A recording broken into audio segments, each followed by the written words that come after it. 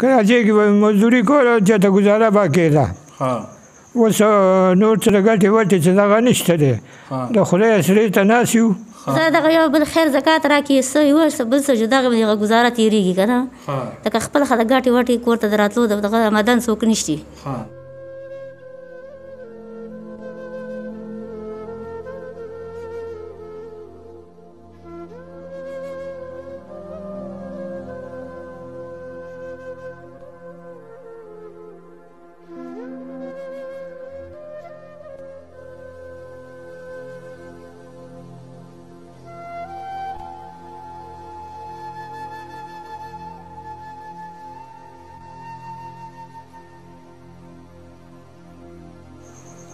بسم الله الرحمن الرحیم. قدرمنو کتونکو سلامونه احترامات.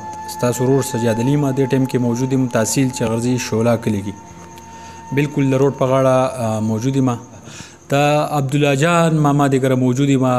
د عبدالله جان ماما تاسو کته شئ د په کراچۍ کې به مزدوري کوله.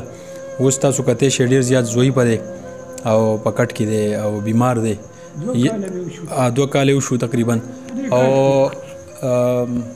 خزه دا هغه چې د نوم چې د زوی بده او ځامن نشته او لورانی دی یو دوه هغه سره به خبرې اترې کوو. والله چې زما زړه خو ډېر زیات خفه شو او دغه سره خبرې کوو چې د هغو ژوند اوس څنګه تېرېږي.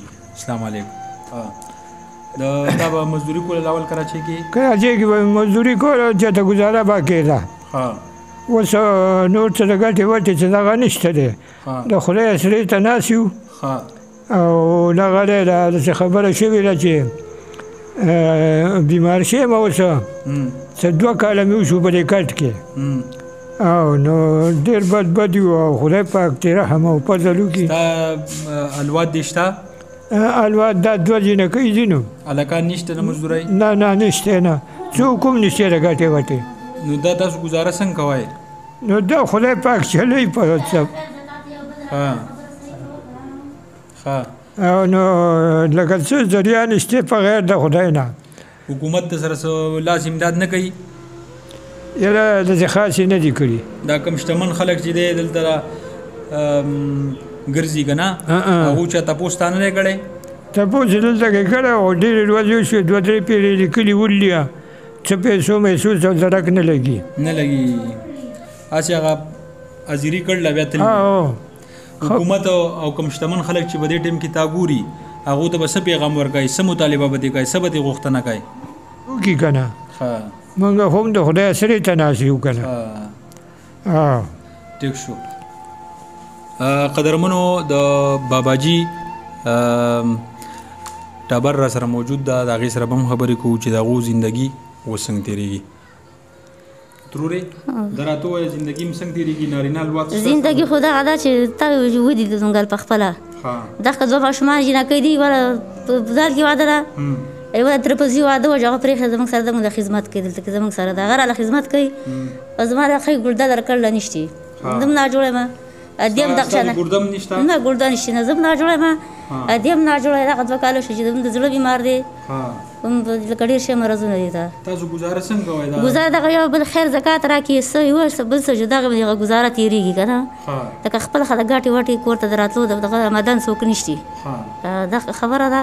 عوام ته حکومت ته شتمنو خلکو ته به څه پیغام ورکوئ څه غوښتنه به؟ دغه غوښتنه به کوو چې زموږ دغه کار دی که څه وسې کېږي چې ګزاره کولی شي څه که نه شتمن خلک دی ورته به څه پیغام ورکوئ چې تاسو سره مدد وکړي؟ مدد را سره وکړي. ستاسو نارینه الواد نشته؟ نشته نه هېڅوک هم نشته نه هېڅوک هم نشته